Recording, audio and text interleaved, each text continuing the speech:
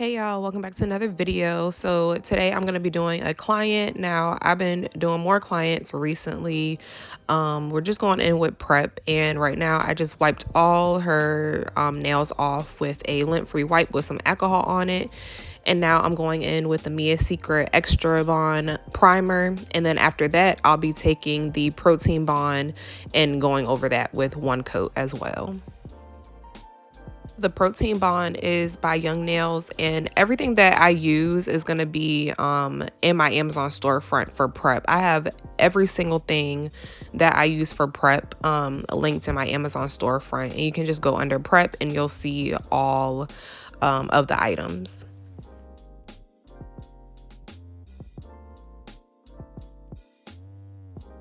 So this entire application is going to be left in real time. I know y'all said in my last client video where I was doing someone else's nails that you like for the application to be in real time. So I do try to keep at least the application part in real time for you guys. And let me tell y'all something funny. So remember the last time that I posted a watch me work video, basically doing a client, I said I will start recording the second hand that I do because the first hand always comes out a little wonky. Well, that's exactly what I did for this video. And y'all tell me why the second hand application was worse than the first hand. I said, you know what, I give up.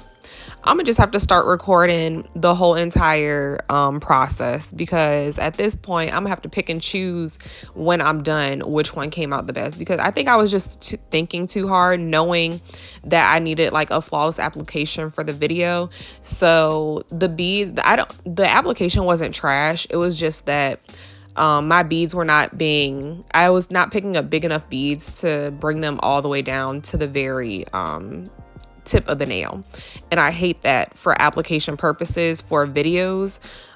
It's just annoying. Like, it's just annoying to look at. But anyway, y'all are gonna see everything that I do on this hand, and spots that I fill in, anything that needs to be, any gaps that need to be closed up. So this is real time. This is how I actually do my sets without any editing. As far as application, I did not edit any of the application out at all.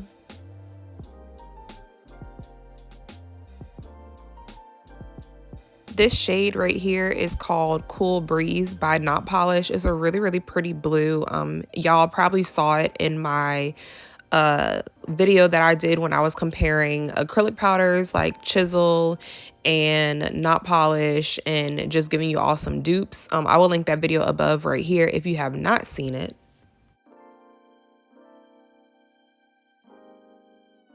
I'm also sorry in advance for the sound of this video, just because I'm not using my mic to do my voiceover, and when I personally can really tell a difference in the quality of my voiceover when I'm using my mic versus when I'm not using my mic and I'm just talking straight into my phone. Even though it's very clear, I can still hear a lot of background noise when I do my videos like this without the mic. So please just ignore. I'm sure y'all can hear my cats running around in the background and my window's open. You might hear a little breeze. So I apologize in advance, y'all.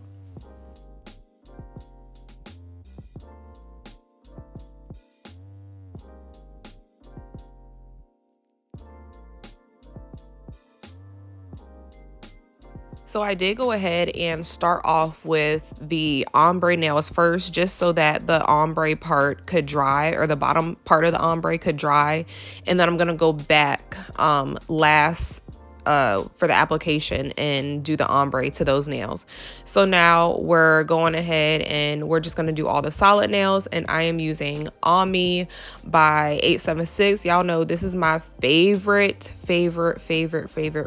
color by 876. This is my favorite shade of acrylic powder. And y'all, look at me with the 1B method, okay? So this was not actually on purpose. I just picked up a really big bead and I was not about to waste that acrylic. So I was like, well, let me go ahead and try to see if I can do this 1B method real quick. And y'all, it was so easy. But I will say that 1B methods are a lot easier on stiletto nails, just because you don't have as much nail to cover and you don't have to worry about the entire nail being completely even all the way to the bottom, if that makes sense. So it's just a little easier to do 1B methods for me on stiletto nails. When I try to do 1B methods on long nails like this that are square or coffin, I promise you it does not make it to the bottom. So I just have to, that's something that I have to work on. It's something that I want to work on, because I know if I can get 1B method down pat and just have to go back in and fill it in like this near the cuticle area or any spots that need a little bit more acrylic, that will cut my time down in half. This set right here took me, I think 2 hours and 45 minutes, maybe 3 hours. So it was expected, the time that it took for me with the length and everything that I did. 3 hours is not that bad for me. I am not a fast nail tech. I take my time. As you can see, this is in real time, so I really do take my time on each nail. I don't rush any set. I tell people before they even book, like, I take a long time. And also in my booking, I have an hour over what I would normally take. So like this set, when she booked it, it said that it would take 4 hours, just so they know ahead of time that it might take a little while. So here we are again with another 1B method. And you guys, I'm just picking up really big beads for this. And yeah, just putting it at the cuticle area. I'm not hitting the cuticle area, but I'm just like letting the bead rest on my brush and pushing it upwards. And then once I feel that the acrylic is a little firm and stiff enough for me to drag down without it going each and everywhere, then I will start to bring it down. And I do want to keep my brush a little bit wet, so I am gonna dip back in the monomer, I think, in a second, and then put it back on the nail just to bring it down a little easier, because it is drying on me.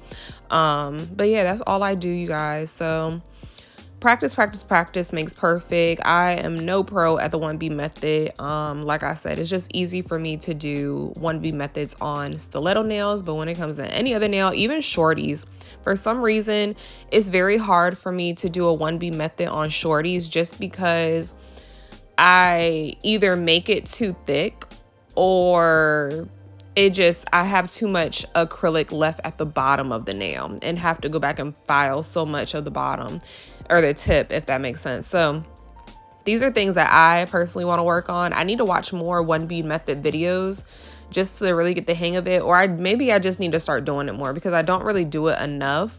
So yeah. And if you do like this shade of acrylic, I do have a code for you all. It's always linked in the description box. All of my codes for whatever brand that I have a code to is always linked in my description box, you guys. All you have to do is go in there and scroll down, and you'll see my discount codes, and all of the links are linked right there. But this one is by 876 Nails. You can find her on Instagram, YouTube. She has a YouTube channel where she actually does nails, and she's a little more in depth with tutorials and teaching. Her channel is more of a teaching channel, in my opinion. And she does really, really pretty nails. So go check her out, y'all. And you can use my code is N2H, and I'll link that above in the screen for y'all in case you don't want to go in the description box. So I'll link everything in the screen for y'all right here.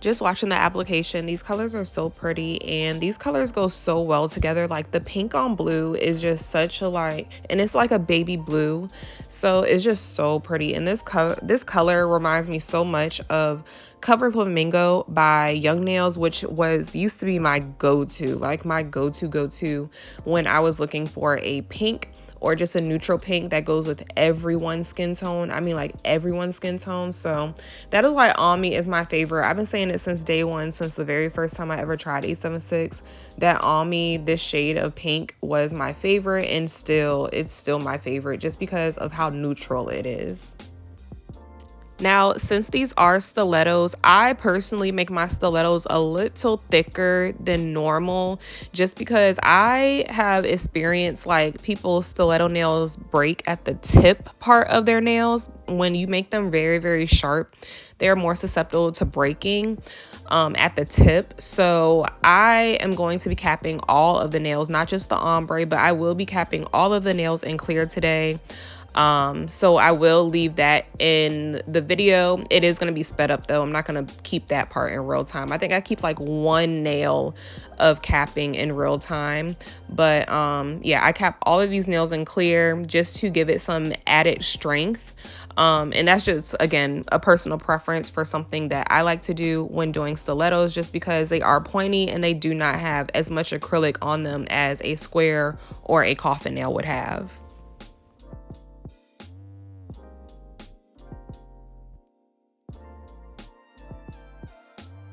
So y'all, I know this is so off topic, but I remember that Temu video that I did for the fragrances, like the luxury fragrances. And remember I was like, I don't know if I want to post it on this channel or if I want to post it on my personal page, my personal YouTube channel. But I ended up posting it on this one. And y'all, that video is like going crazy. Like every time I look, like last night, I was just chilling in my bed and I was just checking like, you know, my content or whatever to see the views and stuff. And I think I looked 1 hour before and it was like 1.8 thousand. And then I looked again and it was already at like 2K. And I'm like, what in the world? Like, people are really watching that video. Like, I didn't think that it's the videos that you don't think are gonna pop that pop. Like, it's the videos that sometimes aren't even your genre for your channel. Like, they're not even your niche and people are watching it. Like, people are just clicking on it from other, you know, areas that don't typically watch your videos, and they're watching that video. So I'm glad to see that everybody's into fragrances. I personally thought it was going to be a great video. I just didn't expect for it to get that many views. Okay, y'all, so now we're getting into the ombre, and I'm going to be taking the same exact pink and I'm going to just be ombreing it down. I don't really know what to say about how I ombre. Honestly, sometimes I'll just take it from the cuticle down to where I need it to be, but I was just taking smaller beads for this one. And I was making sure that the bead was not too wet, but you also don't want it to be too dry or your bead is not going to ombre nicely. It's not going to blend easily.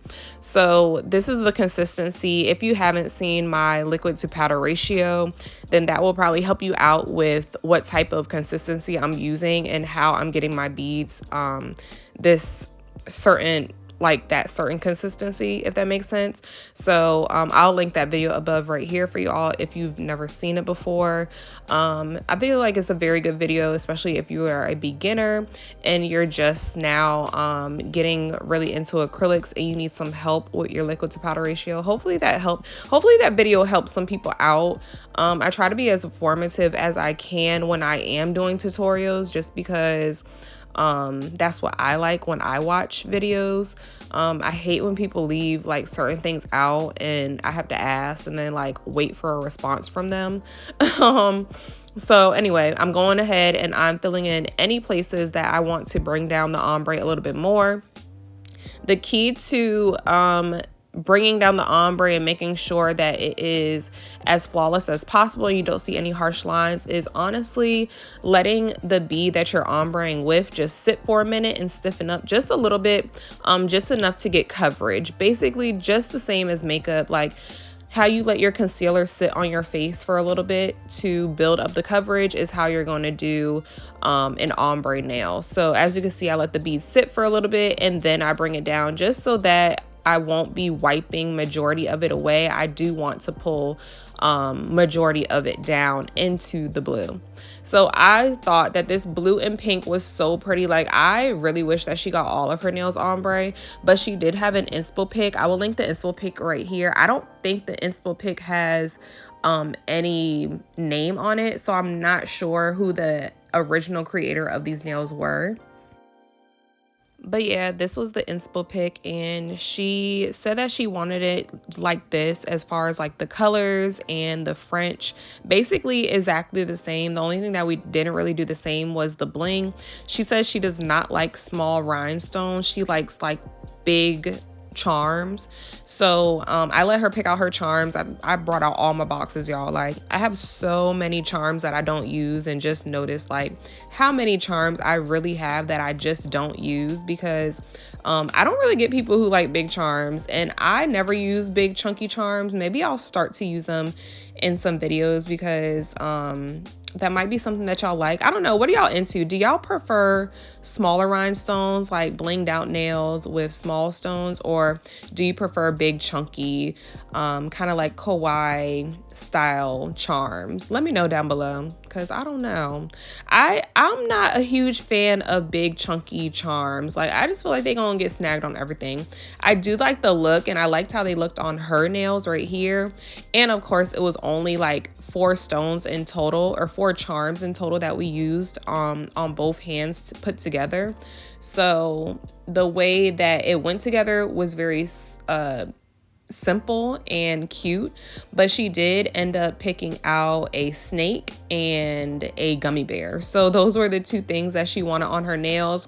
I was kind of sad that we had to put them on the ombre nails, because I did not want to cover up that ombre, y'all. Like, I thought the ombre was so pretty, but those were the nails that she did want the charms on, so that is where we put them. So while we're capping the nails, remember I said that I did want to hit on this subject really quickly, what you just saw in that little screenshot right there. I posted on my community tab, so if you want to go back and refer to that, then you can. But it was just something from another nail tech on Instagram, that I saw posted, and I completely 100% agree. She was basically talking about how brands will want you to promote their stuff, but they'll want you to pay for their products. Now, I do agree with that. I don't feel like you should be paying for any product if you are a brand ambassador and they want you to promote their product. It doesn't make sense. Like, why am I paying basically for you to make money? Yes, I'll make a commission off of it. Hopefully you'll make a commission off it. Anything that you're promoting, you should be making a commission off of. You should not be promoting for free unless you want to, out of the kindness of your heart. But as far as like a business standpoint, I do not feel like brands should be hitting you up and you're doing something for them for free, if that makes sense. You should not be paying for their products. If they are telling you to, purchase this and promote it and I'll give you a discount or I'll refund you, first of all, half of the time those are scams. And I just don't indulge in that at all. If you're not offering me the product for free to promote on my channel, I'm not going to take it. I'm not going to purchase. Oh, this right here is in real time. So I just wanted to include this clip. I did use this clip for Instagram, so that is why it looks like this and it's not widescreen. But yeah, that's why it's looking like this in the picture. But anyway, I am like a firm believer in people investing in their brand. And I just feel like if you're not really going to invest into who's promoting your brand, then that is kind of almost, to me, like you're just out for the money, if that makes sense.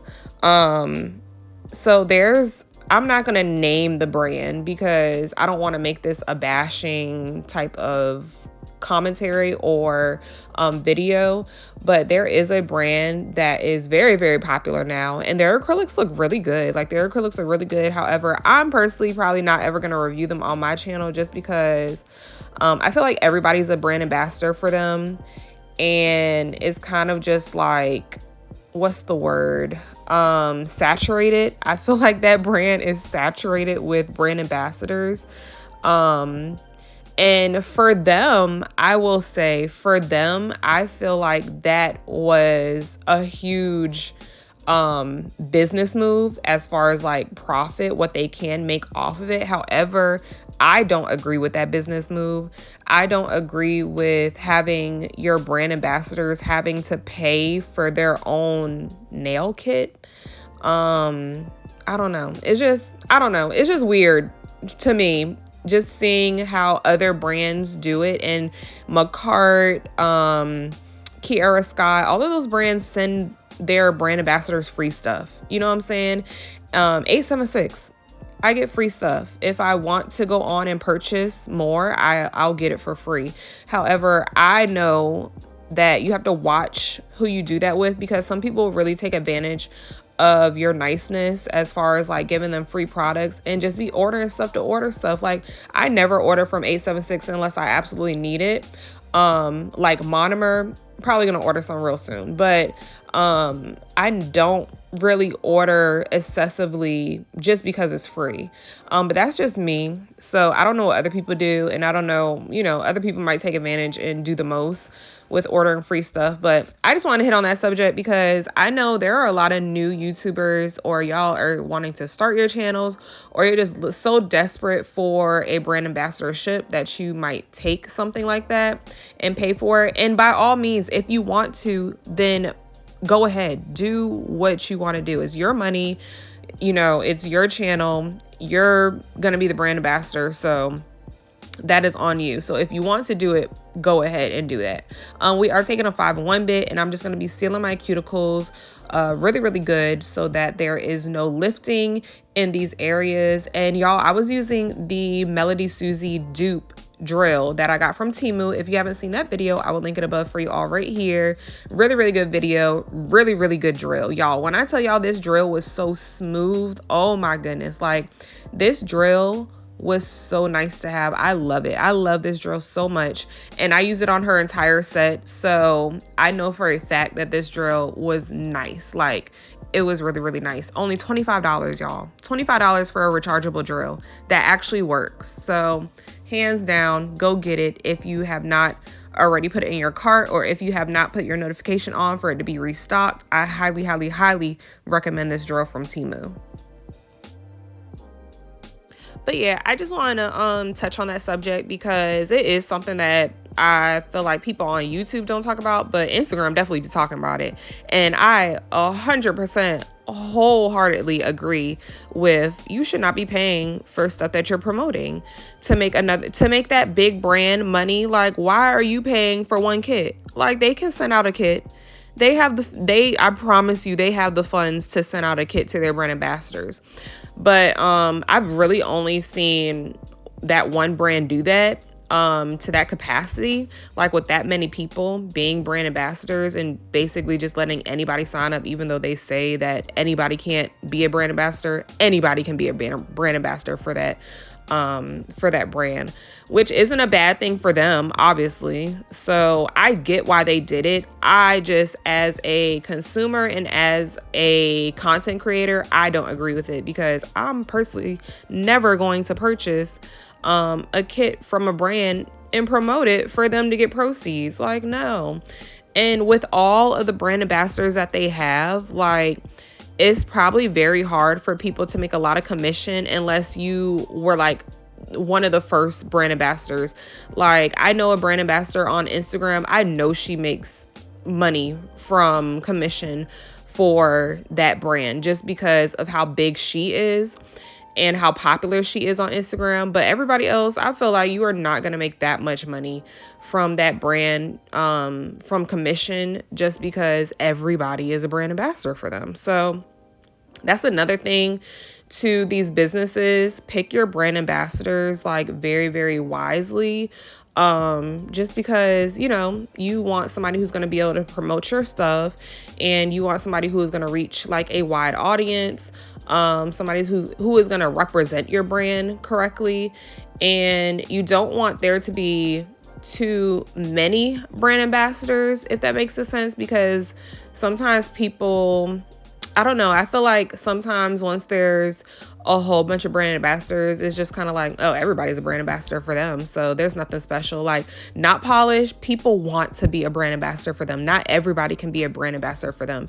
Like, they're like, if somebody becomes a brand ambassador for not polished, then they're psyched. You know what I'm saying? Like, so keep that energy with your brand. If you ever start a brand or if you ever start an acrylic line, keep that energy. Let people want to be so hyped to be a brand ambassador for you once that opportunity does come around. Am I making sense? I hope I'm making sense.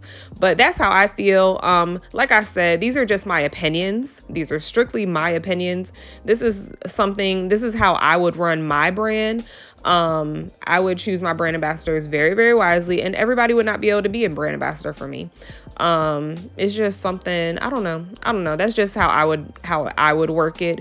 But I just want to hit on that. Ladies and gentlemen, you should not be paying. You should not have to, I should say. You shouldn't have to pay for any products if they are offering you a brand ambassadorship. You should not be paying for any products if you are a brand ambassador. Like, unless you are just a brand ambassador for a company and you want more of what they initially sent you, like you liked it so much that you just want more, then you can pay for it. Of course, you're not going to run that brand dry and just keep asking for free products all the time. Like, then definitely, of course, pay for it. But y'all, if they are just trying to like get money out of people and you gotta pay for it and you have to promote their stuff, that's crazy. Like, nope, I'm not going for it, y'all. So we're gonna go ahead and get into these Frenchies and get off of that topic, but I definitely wanted to talk about that. So I did also leave the Frenchies in real time just so you guys can see how I do my Frenchies. I take my polish and I just coat the bottom part wherever I want the line to start to connect. And that's how high I go up or how low I go. And then I just take the lines and I will make a line from one side and on the other side and connect it towards the middle. This is the easiest process I found for Frenchies. This is what works for me. I also have already filed and buffed my nails, you guys. I did not keep that in the camera or on film, just to eliminate some of the time for this video, since I did keep a lot of it in real time, but I did file and buff off camera. So yeah, honestly, Frenchies are not something that you can really explain. It's just something that you really have to watch that person do and get the hang of it. And honestly, once you start doing more French nails, you are going to start flying through this process. Like, I remember when I first started to do Frenchies, and y'all, they either took forever or I just couldn't get it. Like, I just couldn't get it. And they used to be so ugly and so uneven, or my Frenchies would be so wide, like where it connects, it would be so wide. And now I kind of like to make like a deep, narrow French. I think those look a lot more flattering, especially when you're doing nails like this, where they're kind of more of like elegant nails.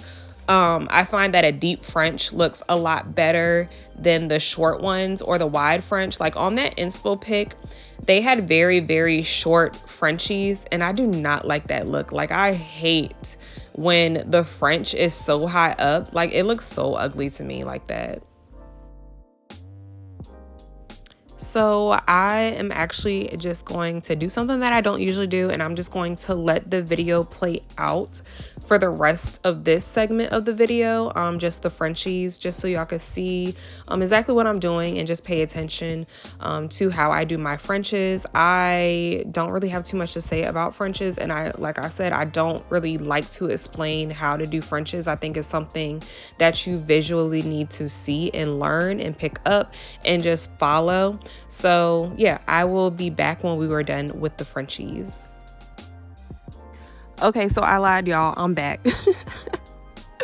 Okay, so y'all know when I did the Temu video about comparing the Melody Susie drill to the dupe drill that I found that I'm using in this video, and that I said I really, really love. And a lot of y'all commented under that video saying that you could not find the drill because it's sold out. Well, I found it on Amazon and I linked it in my Amazon storefront, you guys. It's $29 up there. So if you go on my Amazon storefront, you will find it, and it's under nail drill. I am so sorry that this thumb is out of frame. I completely forgot that I was filming at this point, clearly. And sometimes I do forget to reposition the hand to get it back in frame. So like I said, I do apologize. I will be bringing her hand down in a second so that you can see the remainder of the French. But I think y'all get the point. I've shown you about 3 nails doing Frenchies. So doing the same exact thing on the thumb.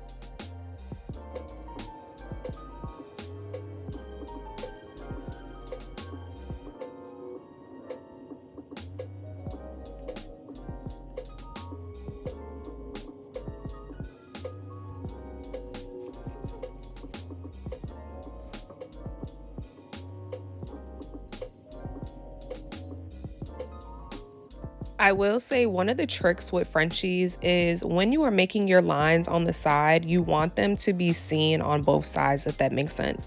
Sometimes the line can be kind of hidden behind the nail, like on the sides of the nail. So you want to bring those lines to the middle or to the center, like bring it a little bit more centered so that both sides of the French are being seen when that nail is facing forward, if that makes sense. So anyway, now we're going into top coating all the Frenchies, and then we're going to go ahead and cure that in the lamp. And the last thing that we're going to do is go ahead and put the little charms on, and that is going to be it for this video. This set is actually really simple. I feel like the most difficult part was probably the Frenchies, or the most time consuming. But other than that, it didn't really take me a very long time, at least for me. 3 hours isn't a long time for this length, and for everything that I did, that wasn't long for me. These tips, if you are looking for these tips, I just closed down my website, you guys. So I closed down my website. It was on Big Cartel. I am now switching over to Shopify. So I don't have the tips online available for purchase right now. However, if you do want to purchase them from me, you can always message me on Instagram and we can work something out. I will send you an invoice if you really want these tips. But they are pre-shaped stiletto tips. They are 2XL. You can get them in a box or you can get them just in the bag. I do have them available. So again, just email me, or I would prefer that you hit me up on Instagram just so I can see who you are when messaging you. But yeah, if you are looking for those, I do have them available. I think they are so convenient instead of trying to use those universal tips and slim them down. And also, I like the shape of these more than the universal. I feel like the universal can sometimes be a little wide. Some people like that wide stiletto look. I don't. I like a very slim stiletto. So that is what I go for, and that's just what I like. So anyway, we are putting the stones on. These are the charms that she wanted. She said she likes big charms. She don't like those tiny rhinestones. So I was trying to glue this gummy on, this gummy bear, but it was not doing it. So I did, in addition to the Zule glue, I went ahead and put some Beetles rhinestone glue, which is kind of a dupe for the McCart rhinestone glue gel. And I just popped that baby up there. I went ahead and got my flower lamp and cured the glue. And then I did go ahead and have her put her nails under the actual, my bigger lamp, just to fully cure it in place. And yeah, hopefully those stones don't come off. Then I am gonna take some gel polish, some Beetles top coat, which is a very glossy top coat, you guys, and it's a no wipe top coat. I do have the Beetles top coat in my Amazon storefront if you are looking to purchase it. I have the big bottle, so it lasts you a very long time, and I have no complaints about this top coat at all. Excuse me. I'm going ahead and I'm top coating the charm just so it doesn't turn. Since it is silver, sometimes those cheap rhinestones, they'll turn. So I did go ahead and top coat it. And as you can see, if you saw, I was putting the Beetles rhinestone glue underneath that snake because that snake was kind of raised and I did not want it to get snagged on. So I just put some extra glue underneath it just to fill in the gaps, if that makes sense. I hope y'all saw what I was doing right there, but that is what I was doing. I was putting glue underneath the snake so that there wouldn't be too many gaps of where she could snag the snake on anything or in her hair or whatever the case may be. So then again, like I said, I'm just going ahead and top coating all around the gummies and cleaning up everything. And that was it, you guys. This was the finished look. I thought these came out super, super cute, super classy with a little bit of, you know, pop, a little bit of ratchetness with the big charms. But yeah, these came out super cute and I love the look. So glad that she brought the inspo pic to me, and I hope you guys enjoy this video, and I will see y'all in the next one. I love y'all so much. Mwah. Bye.